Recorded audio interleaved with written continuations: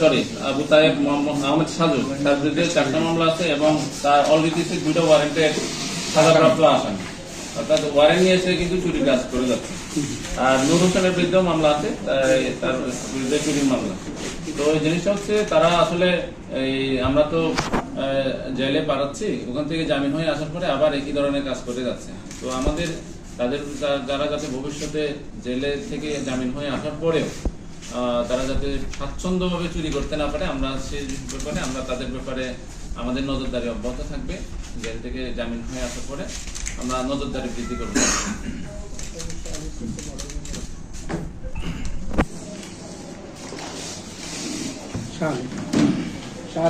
মামলা আছে সে হচ্ছে মূলত এই যে চোরাই যে সরঞ্জাম, অর্থাৎ কাটার, তারপর হচ্ছে আপনার এই হেসকো প্লেট, হেমার, সেলারেন্স, এগুলো হচ্ছে সব তার কাছে সংরক্ষিত করা থাকে। স্যার নূর হোসেনের বাড়িটা এমন একটা প্লেসে তার বাড়ি থেকে এই চুরিগুলো অপারেট করা সহজ, যার কারণে এগুলা তার ওখানে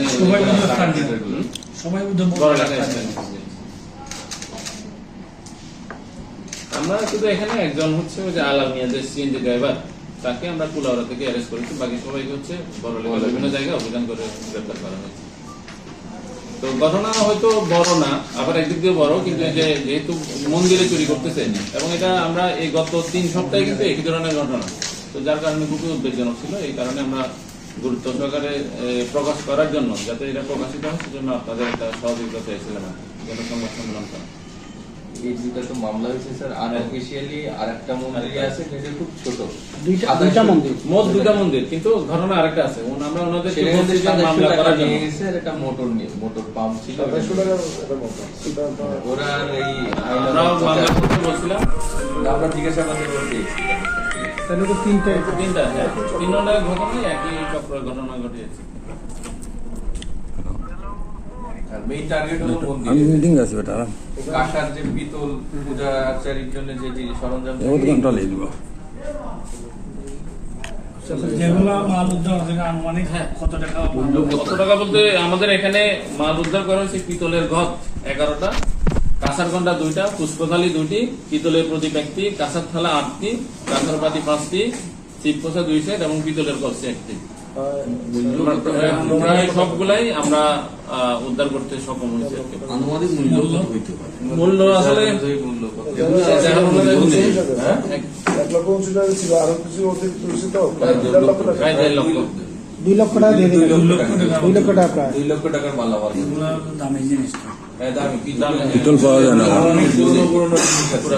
মন্দিরের ঘরটা, তারপরে যে ওই যে মন্দিরের 2 লক্ষাধিক টাকা প্রদীপ, তারপরে আরো এগুলা খুব আরো কোনো ভাষা আছে।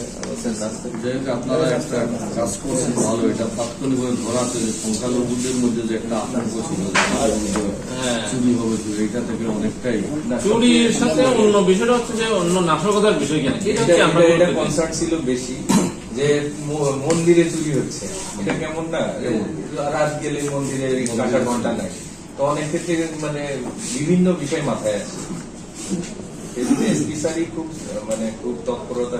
ছোট দেখালো কিন্তু বাংলাদেশ নাড়া দিত, বাংলাদেশ নাড়া দিত। এটা খুবই ভালো করছেন আমাদের পক্ষ থেকে, আমরা যারা উপস্থিত হয়েছি এবং যারা উপস্থিত হয় নাই সকল সংবাদ কর্মীর পক্ষ থেকে আপনাদেরকে অভিনন্দন জানাচ্ছি আমরা।